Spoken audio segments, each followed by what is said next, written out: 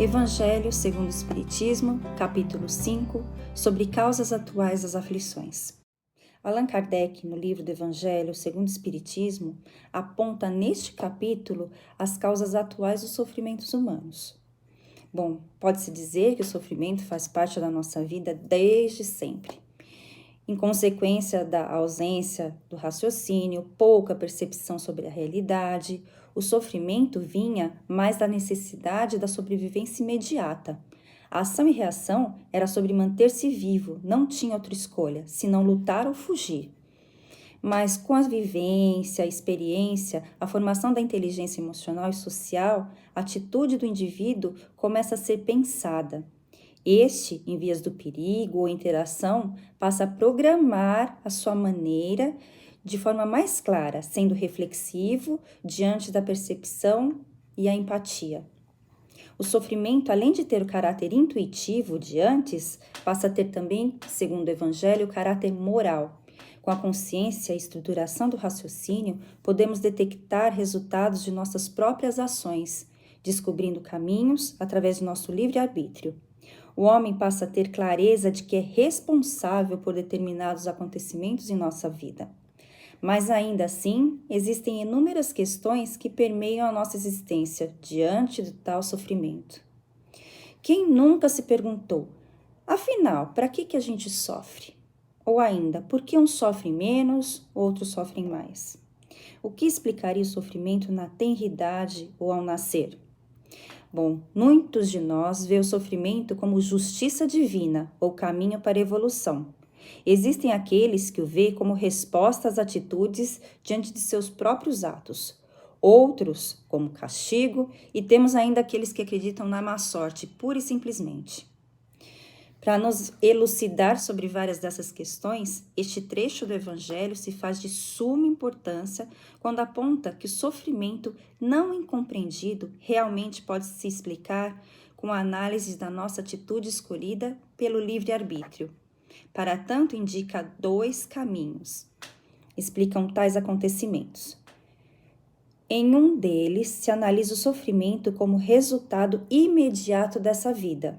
Nesse caso, podemos buscar em nossa trajetória, na nossa memória, algum sentido na reação dos fatos que se apresentam no cotidiano. Mesmo que seja difícil para a maioria, muitas vezes encontramos respostas de muitos sofrimentos como resultado de nossas escolhas atuais. Por exemplo, abuso do nosso corpo, vícios, decisões que comprometeram a retidão moral, geram sofrimento muitas vezes não previsto ou negligenciado anteriormente. Podemos assim aprender, avaliar e a retomar os passos, ressignificando cada quadro e escolha. Neste caminho, observamos claramente, de uma maneira ou de outra, que somos responsáveis que passamos, quando o que façamos é resultado de nossas próprias escolhas.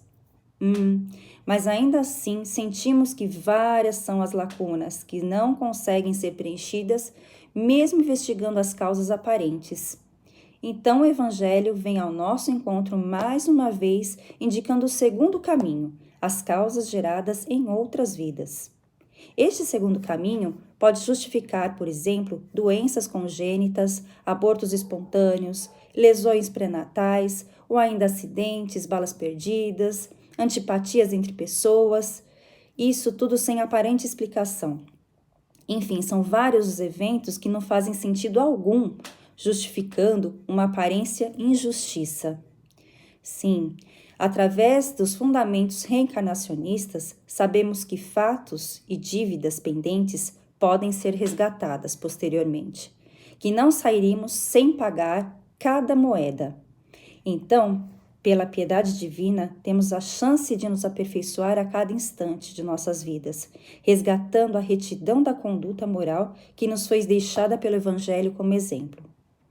Com a tomada da consciência destes caminhos, a lei da causa e efeito toma sua forma plena.